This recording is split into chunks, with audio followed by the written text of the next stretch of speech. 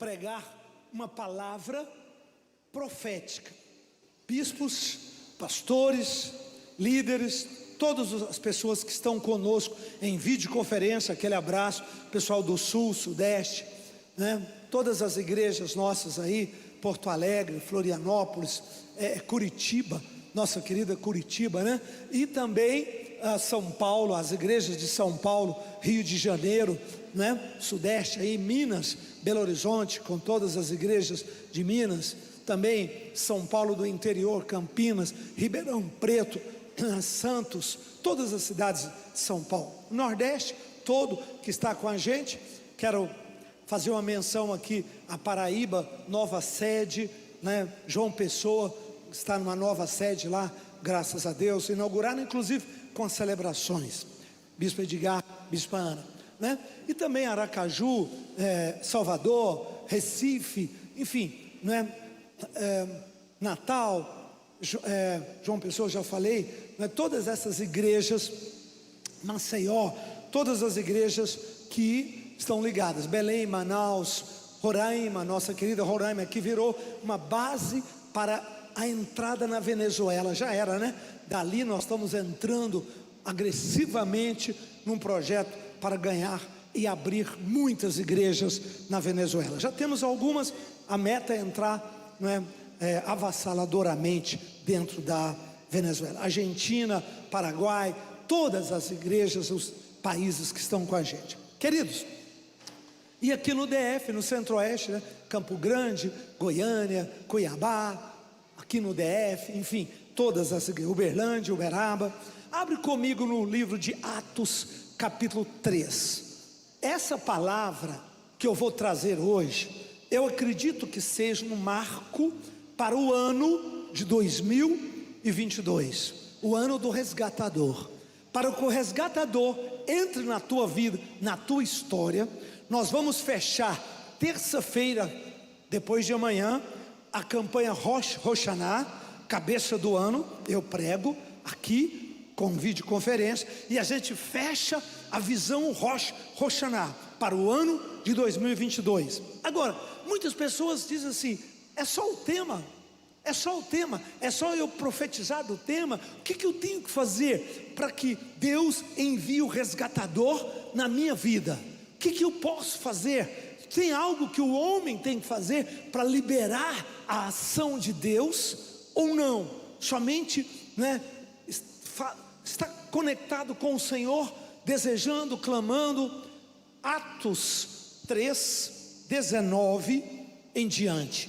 Atos dos Apóstolos 3, 19. O apóstolo o apóstolo Pedro prega o primeiro sermão da vida dele. Primeiro momento mais forte, o mais ungido.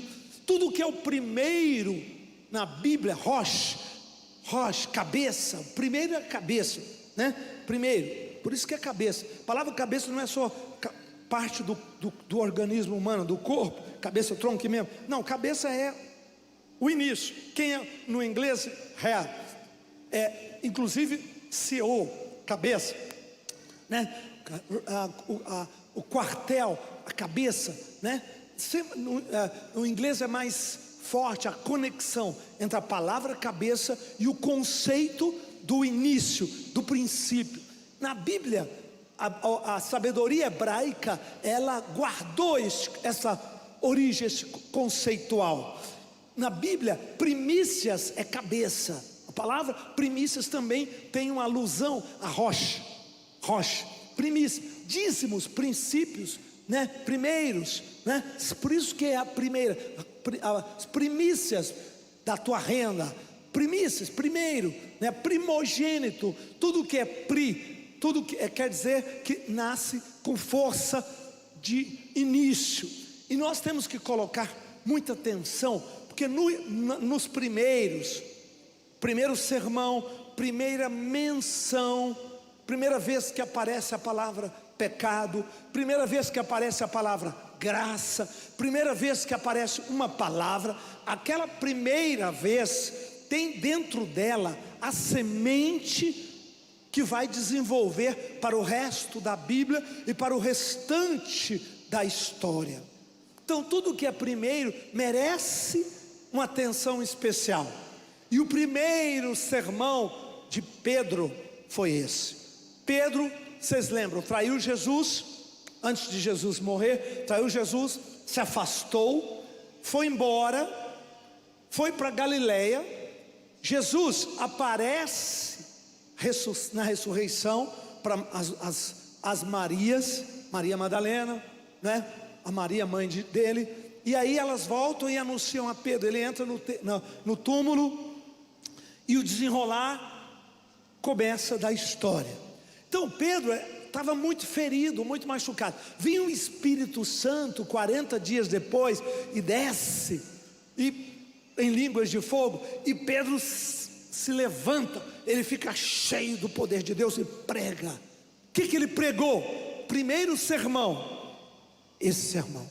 A mente dele estava fresca, a mente dele estava lembrando das palavras de Jesus.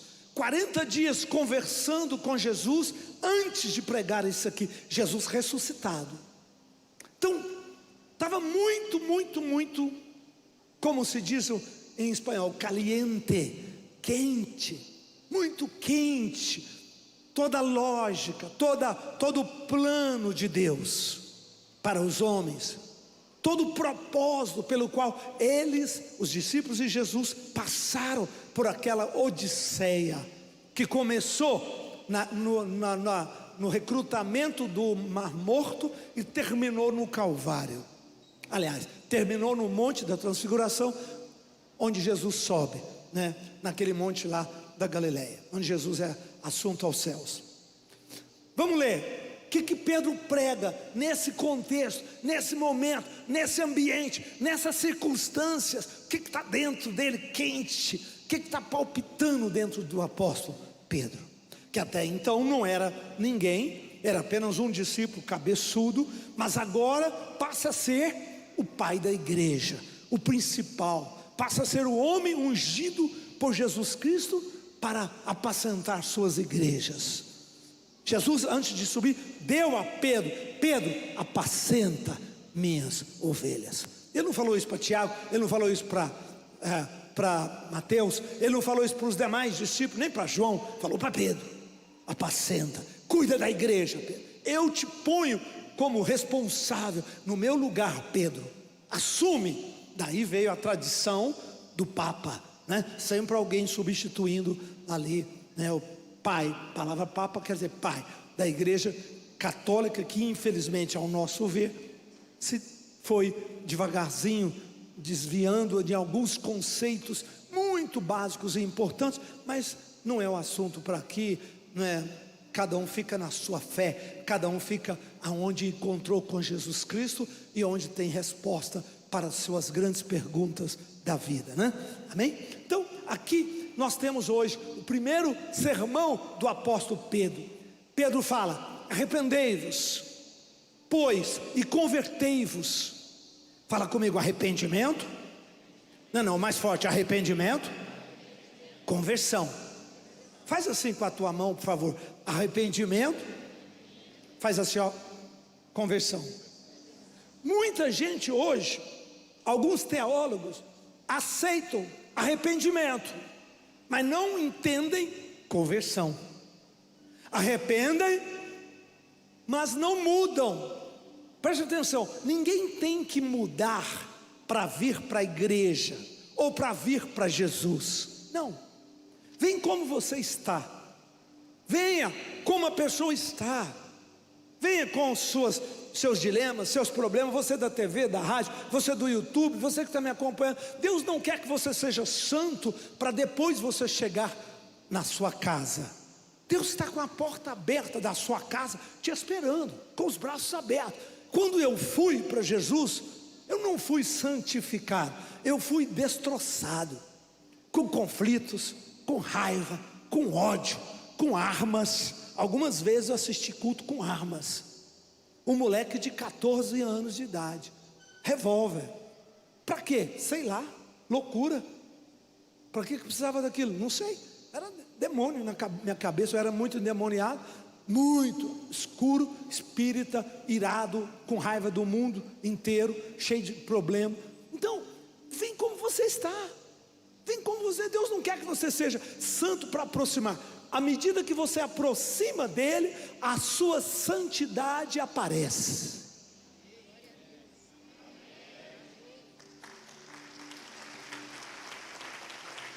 Então fala comigo, arrependa. Aí diga assim: a conversão como consequência, não como pré-requisito. Esse é um erro que a teologia atual faz. Conversão ou santificação como pré-requisito e não como consequência. Arrependei-vos. Primeiro, quando eu me arrependo, você se arrepende, logo em seguida nós vamos nos convertendo. O que é conversão? É uma mudança de rota. Conversão é uma mudança de rota, é uma mudança de pensamento, de valores, é uma mudança de hábitos, é uma mudança de comportamento, é uma mudança de planos. Aí eu tinha plano para fazer isso, nem sempre coisas boas, nem sempre projetos sadios. Então isso vai saindo da sua vida na medida que você se arrepende. Arrependimento não é um momento apenas. Arrependimento é uma atitude de relacionar-se com Deus. Arrependimento é uma atitude que você se relaciona com Deus. Ele não é um ato onde você chora. Tem arrependimento com lágrimas, revisão de vida. Primeira vez que Deus mostrou os seus pecados, primeira vez que seus olhos foram abertos, e você chora e chora e chora, porque você viu onde você estava, você viu o estrago da sua vida, você sentiu o peso daquilo. Mas o arrependimento não para aí, ele começa aí. Nós temos que nos arrepender por atitudes, por palavras que falamos com o seu cônjuge, por palavras que você fala com o filho, com a filha, por momentos. Arrependimento tem que ser contínuo. Arrependimento e conversão, ele começa no revisão de vida, no encontro com Deus que temos, né? Mas ele não pode ser um ato de um momento. Agora eu já estou pronto para ir para o céu. Não está. Agora minha vida está perfeita. Não está. Você deu apenas o primeiro passo. Então o arrependimento, ele é a porta da conversão. Porque é pelo arrependimento, né? A teologia clássica diz: arrependimento tem que ter três coisas. Bem rapidinho aí. Arrependimento, primeiro, tem que mudar sua maneira de pensar. Se a pessoa chorou, mas não mudou a maneira de pensar, ela acha que droga não é pecado, que adultério não tem problema, roubo não tem problema. Ela não mudou a mente. Mas ela chorou. Arrependimento é mudança de mente, é sentimento de pesar, é sentimento. Aí vem a lágrima. Eu sinto que o que eu fiz não foi legal para mim, para os outros, para os meus familiares, para os meus próximos e muito mais para Deus. Então o arrependimento envolve a mente, envolve as emoções, sentimento, lágrimas. E terceiro, arrependimento verdadeiro alavanca uma decisão. Eu não vou fazer isso mais. Isso que é conversão. Conversão é quando a pessoa diz: eu não vou fazer isso mais. Ela mudou de rota, ela mudou de rumo. Isso é conversão. Ela estava indo numa direção e mudou. É quando ela mesmo diz para ela própria: eu não vou fazer isso. Isso não é legal. Quando eu lutei, eu era espírita. Eu tinha uma teologia espírita que explicava tudo satisfatoriamente para mim. E eu conflitava com os protestantes. O tempo todo eu tinha conflito com eles, por causa de uma teologia. E aí, quando eu não adiantava, ninguém ia me convencer pelo argumento. Quando Deus tocou meu coração, na noite da madrugada, que eu fiquei 6, 7 horas em êxtase, chorando, ouvindo a voz de Jesus e vendo Ele, ninguém precisou te falar nada. No outro dia eu falei para mim mesmo: está errado. Peguei todos os livros espíritas, peguei todos os amuletos espíritas, peguei tudo que tinha, joguei fora e meti fogo. Ninguém falou para mim, ninguém me convenceu sobre a reencarnação, não precisou. A partir daí a Bíblia ganhou força e as demais teologias sumiram. Eu disse para mim mesmo, foi uma convicção interior. Então diga comigo: arrependimento. Diga: conversão. É o arrependimento que traz as mudanças de rotas, de rumos, de propósitos que não são boas, que muitas vezes ficam dentro do nosso coração. E aí ele diz: e serão cancelados vossos pecados. A palavra cancelados é apagados, vossos erros. Não é pecado apenas, tudo que você fez de ruim, tudo que você não sabe como consertar, tudo que você estragou na sua vida. Você estragou o relacionamento com seu filho, você estragou o relacionamento com sua filha, você estragou sua empresa, você estragou seu futuro está destroçado por um erro que você fez. Deus vai cancelar este erro quando você se arrepende, quando você decide. Presta atenção, não pertence mais a você, descansa. Deus e o universo vai trabalhar para apagar aquele erro, e você não vai lembrar disso depois de alguns anos.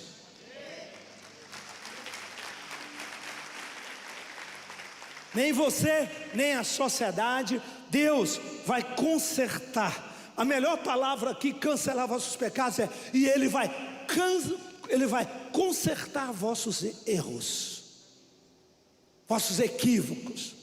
Agora, por isso que eu digo, arrependimento precisa continuar. Eu já arrependeu do seu pecado, converteu. Agora, talvez você errou. Talvez você errou com o noivo, talvez você errou com o esposo, com a esposa, talvez você errou em uma decisão que você tomou. Como é que você conserta isso? Eu vou orar e buscar a Deus. Começa com arrependimento. Senhor, me perdoa, eu não queria ter errado. Senhor, me ajuda, conserta essa área, Pai, me ajuda, cancela este erro meu, cancela, me ajuda como consertar isso, Senhor. E Ele vai colocando as forças do universo para trabalhar a seu favor. Serão cancelados os vossos pecados, com as suas consequências. Pode dar uma salva de palmas forte, Brasil, vamos lá, toda Sara na nossa terra, no mundo todo. Olha o próximo versículo, é onde eu gostaria muito de pelo menos chegar, né? Na terça eu sigo, depois eu continuo, porque isso aqui é denso, é pesado, é longo. Arrependei, próximo versículo 20, versículo 20. Aí ele chega e diz: a fim, para que da presença do Senhor venham tempos de refrigério. Quantos concordam que nós precisamos de refrigério? Chega de pandemia, chega de má notícia, chega de problema na economia, chega, é só coisas tristes. O mundo todo está num caldeirão fervendo, o mundo todo está numa situação angustiante. Não sei se eu viajo, não sei se eu pego o avião, não sei se eu vou de carro, eu não sei se eu compro, eu não sei se eu vendo, né? O mundo todo está sobre angústia. Presta atenção, é tempo de Deus mandar refrigério.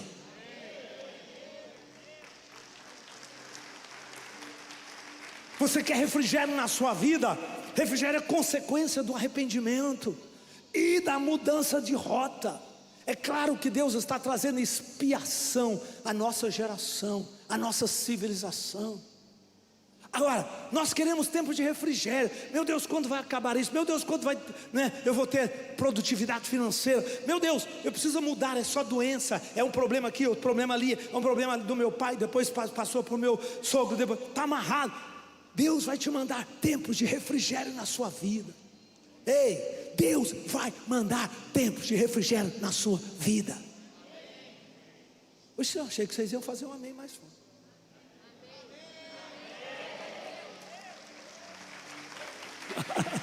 Obrigado. Agora, não é que Deus tem que fazer isso nos céus. Isso é consequência de conceitos. Isso é o homem que planta, é o homem que colhe. Muda a sua mente naquilo que traz sofrimento para você. Você orou, você chorou, mas você não mudou a maneira de pensar. Tu está fazendo o mesmo hábito, tu está fazendo a mesma coisa, tu está tendo os mesmos relacionamentos e quer colher resultados diferentes. Como? Muda a mente. Isso é arrependimento. Isso é arrependimento. Isso é mudança, para que tenha tempo de refrigério. Eu me pergunto todos os dias, quais são as minhas atitudes que eu possa estar plantando sofrimento sem saber?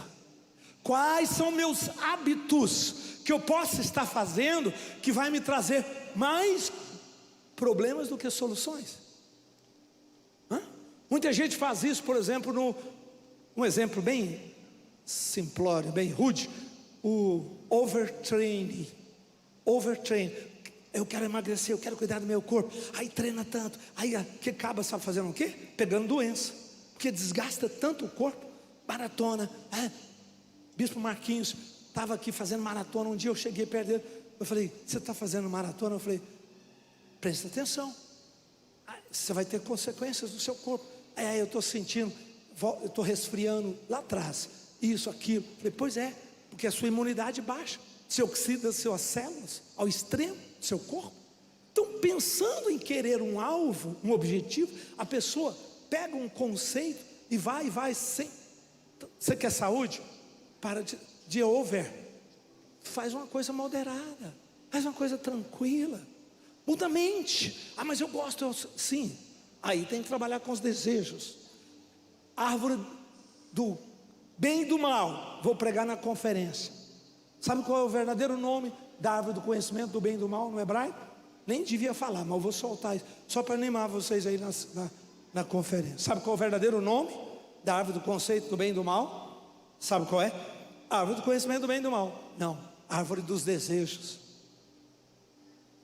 Acredita? Como assim? Fechei, posso falar mais um pio lá na conferência. Lá na conferência. Então, para que venham tempos de refrigério. O refrigério é consequência do nosso arrependimento, porque nós vamos construindo, nós vamos orando a Deus, pedindo, Senhor, eu errei nisso, me ajuda, corrige naquilo, meus investimentos financeiros, meu futuro que eu montei, meu plano de business que eu montei, meu plano a maneira de ajudar meus filhos a namorarem, noivarem, casarem, tornarem cidadãos plenos, pais, mães, com dignidade, com bênção. Tudo isso passa pelo mesmo conceito: arrependimento e conversão. Eu conheço pai que fala, casa meu filho, casa minha filha, mas se te der errado, mete a mão na mesa, pode vir para minha casa, apronta o barraco lá que eu seguro. O que ele está semeando nesse novo casal? Que qualquer problema pode te separar. Você vê conceitos errados? Tem que arrepender de uma fala dessa e converter. Falar, não, deixa eu consertar isso aqui não podia acontecer, não é assim. Então, o pai, o avô que falou uma coisa dessa, ele tem que ser capaz de se arrepender, entender que aquilo estava errado e consertar isso, para que venha tempo de refrigério.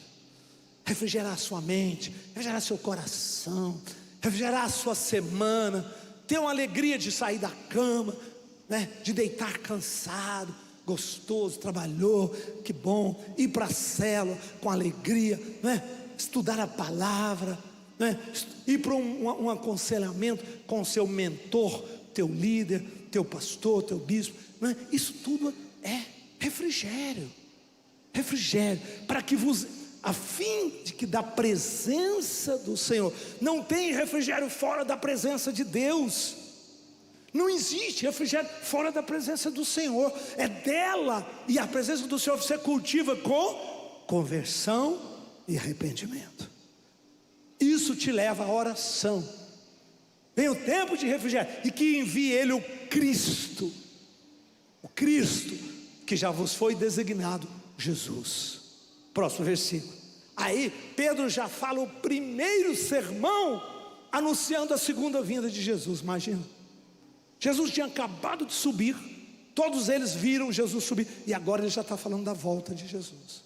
Olha essa última expressão: ao qual é necessário que os céus recebam-o. Jesus estava lá, Jesus tinha subido, até aos tempos da restauração de todas as coisas, de que Deus falou pela boca dos seus santos profetas desde a antiguidade. Tenho visto muita gente falar: Jesus está voltando, Jesus está voltando, Jesus está voltando, amém. Todo dia eu levanto e falo: Maranata, vem Senhor. Mas, primeiro sermão sobre a segunda vida de Cristo botou alguma condicional: Jesus não volta sem a restauração de todas as coisas. E o que é a restauração de todas as coisas? É complexo, e passa pela missão minha e sua, pela evangelização das nações, pela pregação do evangelho, pelo avivamento de Deus, que amadurece, que prepara a igreja para receber o Senhor. Avivamento é quem traz restauração. Quando tem um avivamento numa cidade, numa sociedade, num país, restaura rapidamente muitas coisas. Casais são restaurados, casamentos são restaurados, negócios, saúde é restaurada. Tem um monte de restauração, acontece muito rapidamente.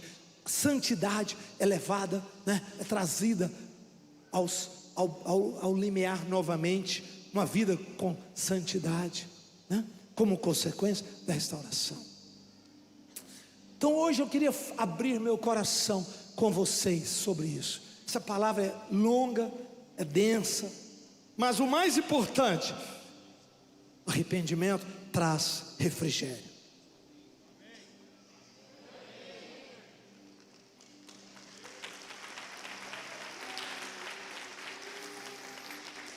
Arrependimento traz refrigério. Quando você se arrepende, você cancela. Não só apaga, cancela. Apagar é um ato que você cancela no documento. Eu apaguei isso aqui. Cancelar é um ato que você cancela no universo, muito além do que no documento. Sejam cancelados vossos erros, vossos pecados, vossos equívocos, para que sejam cancelados aquilo que você equivocou, que você errou, que você construiu de uma maneira indevida, inconveniente, sem a direção, sem a bênção de Deus por si só. Nós não somos escravos dos nossos erros. Nós não precisamos ser escravos dos erros dos nossos passados.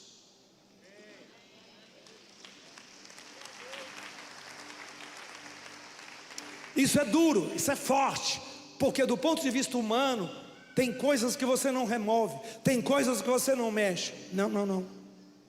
Do ponto de vista material, sim. Do ponto de vista espiritual, não. E lembre-se que a espiritualidade é a base do universo.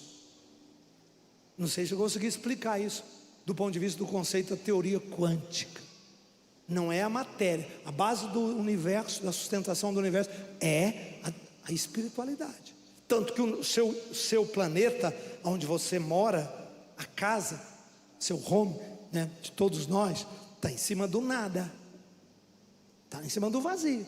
São apenas alguns equilíbrios milimétricos de atrações de forças gravitacionais, consequência da deformação espaço-tempo, que segura tudo isso. Tanto que hoje, quando o pessoal está descobrindo, está todo mundo tremendo na base, porque está descobrindo a verdadeira face do mundo lá de cima. Que novidade tem? Para nós, nenhuma. A base que sustenta o universo é espiritual. Quando você apaga os erros, os equívocos no mundo espiritual, o mundo espiritual ordena ao mundo material que reorganize, e rapidamente ele vai consertar. Não precisa preocupar como, não precisa preocupar quando. Calma, caminhe no seu caminho de arrepender, de converter e pedir tempos de refrigério. Deus vai nos dar tempos de refrigério. E os tempos de refrigério seus não é para você aprontar mais, não é para você ficar rico e aí você aprontar mais do que você aprontou, né? Não é para você abusar da graça e do perdão de Deus. Tem gente que o tempo de refrigério não consegue viver um tempo de refrigério equilibrado, maduro, e aí acaba desequilibrando e aprontando mais do que aprontou no início. Isso não pode acontecer. Isso não é o propósito. Como eu disse, santificação, né, ela vem como consequência, não como pré-requisito, mas ela aparece como consequência da sua conversão e do seu arrependimento. A verdadeira conversão, ela tem uma consequência. Qual é? Transformação. Transformação que implica em justiça, santificação. Transformação não é pré-requisito, mas é consequência. Se você encontrou Jesus, você nunca vai ser o mesmo homem, nem a mesma mulher. Você será diferente. Eu não vou ter a carne gritando em mim mais. Vai, mas a voz dela vai ficar fraquinha. Cada vez que você chega perto de Deus, mais ela fica fraca.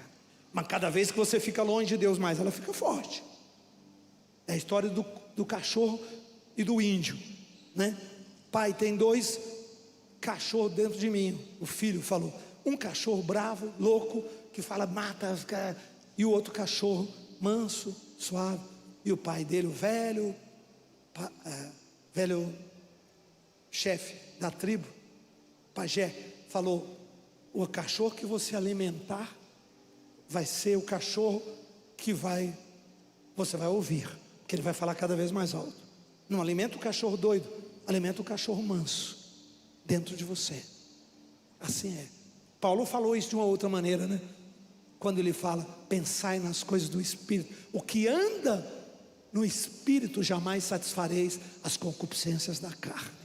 Quando nós andamos com Deus, a voz do cachorro louco some. Então quando Deus te dá refrigério, não é para você sair por aí, né, jogando, não, é para você andar com Deus, se alegrar e ter uma vida de bênção e de paz, e poder ajudar outros, poder abençoar outros. Cadê o povo de Deus? Quero ouvir um amém. Quero te confessar, quase esqueci do quebra de maldição. Estou pregando aqui tão bom que quase esqueci. Nós temos quebra de maldição no segundo culto nesse momento. Hoje quero parar por aqui. O que você precisa de refrigério? Que áreas da sua vida estão em tormentas? Na área financeira, arrependa e dá o dízimo. Converte, dá o dízimo. Organiza as suas finanças e fala com Deus. Procura teu pastor, teu bispo, teu sacerdote e acerta. Porque sofrimento vem por brechas, por desobediência. Na área emocional, peça ajuda, abre com alguém, conversa, arrependa, conserta com quem você feriu. Amém? Fala assim comigo: conversão, arrependimento e refrigério. Amém? Que palavra fantástica, né? Se nós tivermos um coração convertido, nós vamos viver em arrependimento e receber o refrigério de Deus sobre as nossas vidas. Amém, igreja? Que nós possamos realmente pegar essa palavra de hoje, essa palavra do nosso bispo e vivê-la. Amém? E eu quero, nesse momento, para a gente fechar, para a gente concluir o nosso culto, eu quero trazer para você um texto sobre dízimos e ofertas. Eu quero ler com você um texto que está em Deuteronômio, capítulo 11, versículo 26. Se você tiver com a sua Bíblia e quiser ler comigo. Deuteronômio, capítulo 11, versículo 26. A partir do versículo 26, que diz assim: vejam, hoje lhes dou a escolha entre bênção e maldição.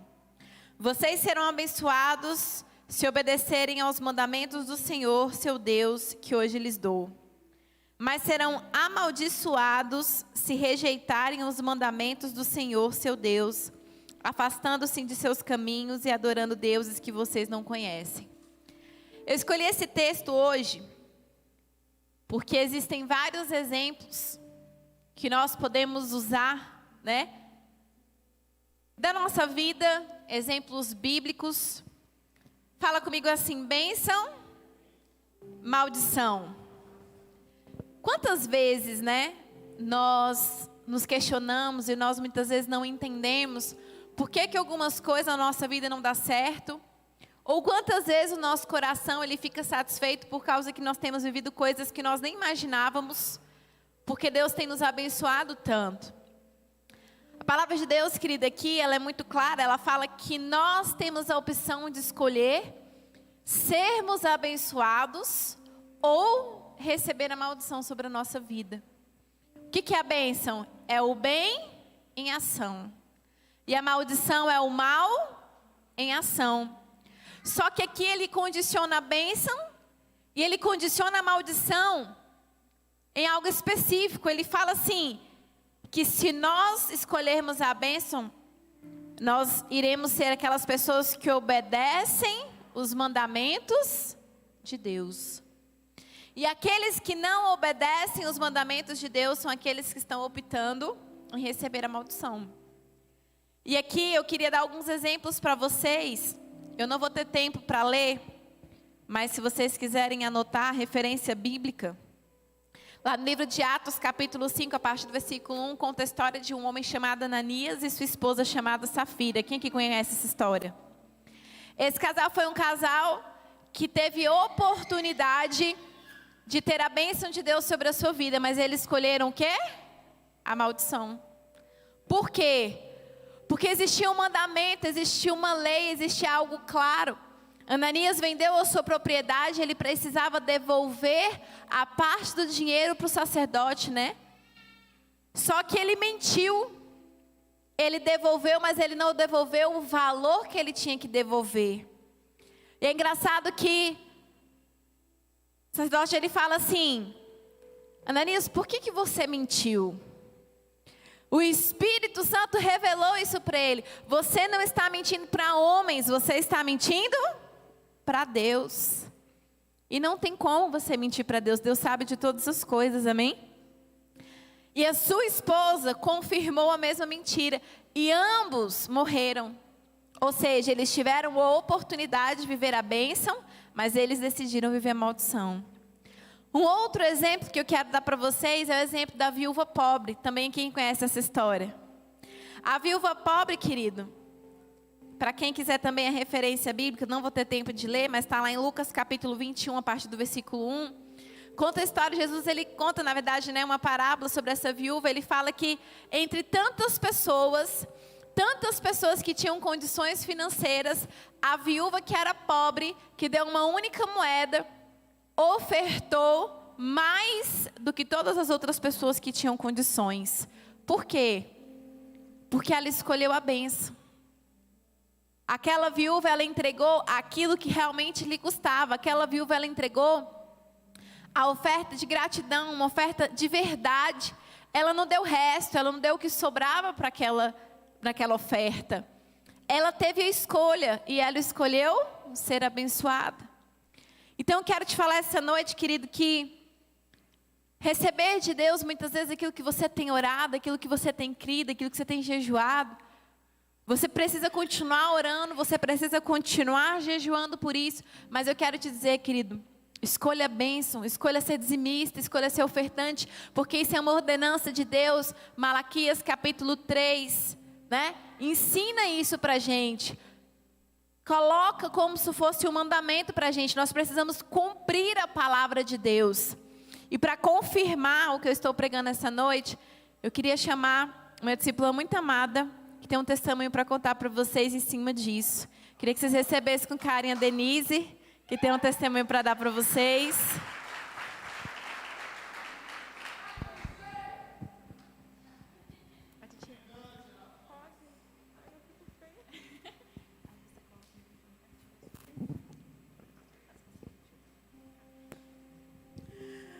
Paz do Senhor, igreja.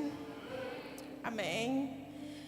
Primeiro eu queria dizer que eu desejo no coração de vocês que vocês possam sair com a mesma felicidade que está no meu coração. Vocês possam sair daqui hoje. Então, eu fiz um ato profético com Deus, né? Foi assim. Eu só ofertava e não dizimava. E teve um dia que a gente estava aqui na horário do dízimo, né? E Deus tocou no meu coração. Por que eu não estava dizimando? E aquilo dali foi assim, foi tão triste assim para mim, né? Assim, o sentimento que me deu foi assim de vergonha, né? Eu não sei nem se eu posso falar isso. Aí eu peguei o envelope, nesse dia eu não tinha nem um centavo no bolso, na minha bolsa. Mas eu peguei o envelope, escrevi um bilhete, coloquei dentro do envelope. Até quem pega o dízimo deve ter só aberto o envelope e ter visto só o bilhete, não dinheiro nenhum. E eu falei para o Biel, eu vou ofertar um bilhete. Aí ele, mãe, isso daí é um ato profético. Aí eu peguei o Marcos, dos Gigantes, né? E falei bem assim, Marcos, antes de eu ofertar, de eu entregar, ora comigo. E o Marcos orou. E eu vim, dizimei o envelope com o bilhete, né? Fazendo o meu ato profético. E alguns sabem, eu trabalho no Açaí, eu trabalho um dia sim, um dia não. E eu recebo todo dia 2 e todo dia 15. É salário partido no meio. E no dia 2 eu já sabia que eu ia receber aquele valor com desconto, só que aí eu abro o aplicativo para ver o valor. 2 dias antes eu abri o aplicativo e o valor estava dobrado. Aqui dali eu estava dentro do ônibus. Acho que assim, as pessoas devem pensar assim, que quem tem Deus no coração não deve fazer as coisas direito, né? Mas eu fiquei tão feliz naquela hora que eu levantei e falei, Deus é fiel.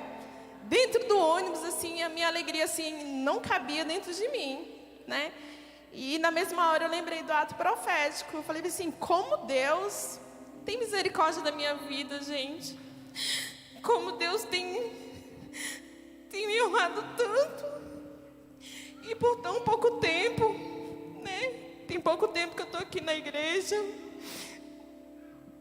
Eu vejo meu filho no devocional dele o tempo todo orando por mim. E eu só queria dizer para vocês assim que o dízimo é real. Deus ele honra quem dizima. Deus ele honra quem oferta. Porque a gente às vezes até não acredita, mas assim, eu vou te falar, o meu filho já deu testemunho de dízimo aqui, todo mundo lembra.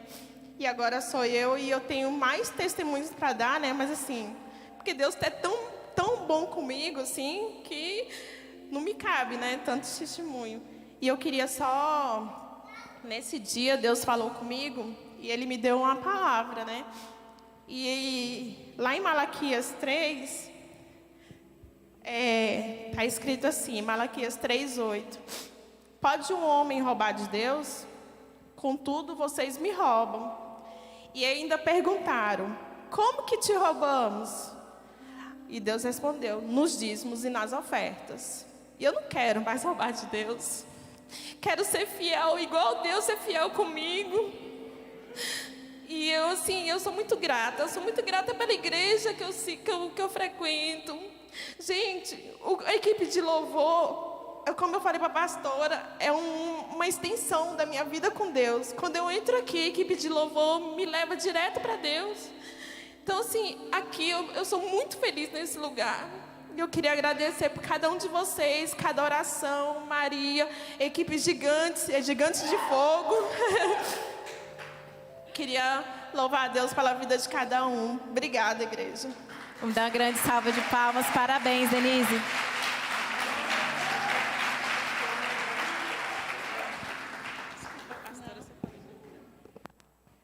Glória a Deus. Esse é o poder de Deus, amém, igreja? Eu sempre falo, quando você tiver um testemunho para contar, vem aqui em cima, conta, porque o testemunho ele edifica a nossa fé. É aquilo que eu falo, dízimo e oferta é só para quem tem fé.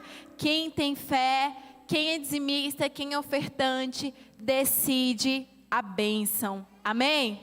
E nessa noite eu quero convidar você a ser abençoado. Quero te convidar a preparar seu dízimo, a preparar sua oferta. Aqueles que quiserem fazer uma oferta especial por algo específico, você que tem orado por algo específico, faça uma oferta especial, querido. Faça uma oferta para que você realmente possa receber algo além daquilo que você tem orado, amém? Prepara com carinho, nossas máquinas de cartão estão aí, os envelopes, o seu dízimo você vai colocar aqui à minha direita e a sua oferta você vai colocar aqui à minha esquerda e receber uma unção poderosa na sua vida. Pode trazer em nome de Jesus.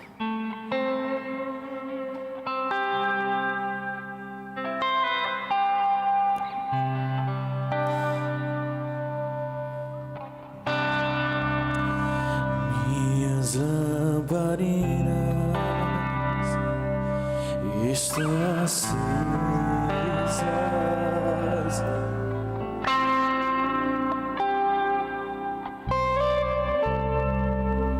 só estou esperando o barulho dos teus passos em direção à porta. Só bater e eu vou abrir pra você entrar, mas é só bater que eu vou abrir pra você entrar.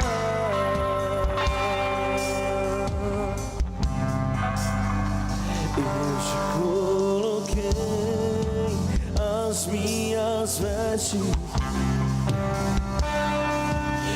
estou só te esperando, bem. Vamos dançar e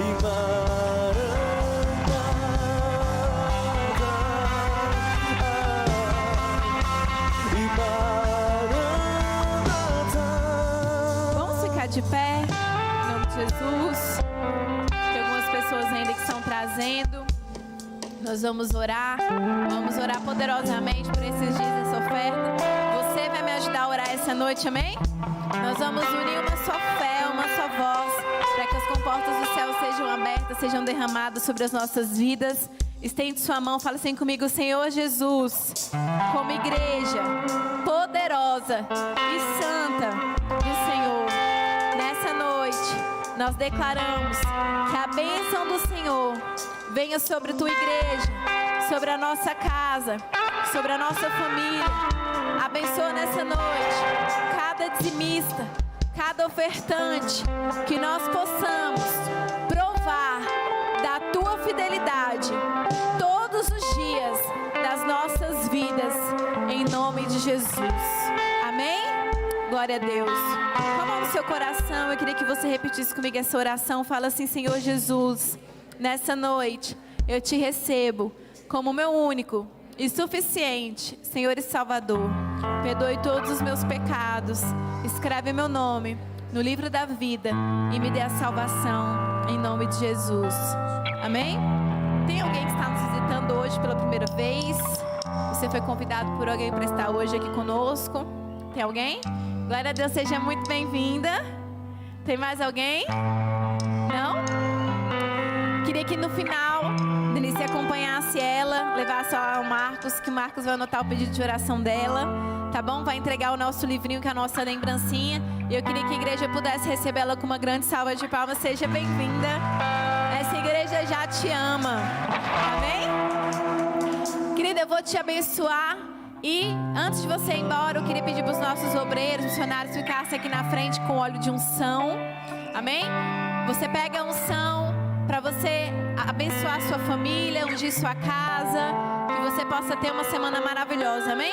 Que o Senhor Deus te abençoe e te guarde, que Ele resplandeça os deles sobre ti e te traga paz, que os anjos do Senhor estejam acampados ao seu redor, te guardando, te protegendo, vão em paz, uma semana maravilhosa, com muita bênção de Deus sobre nossas vidas, em nome de Jesus.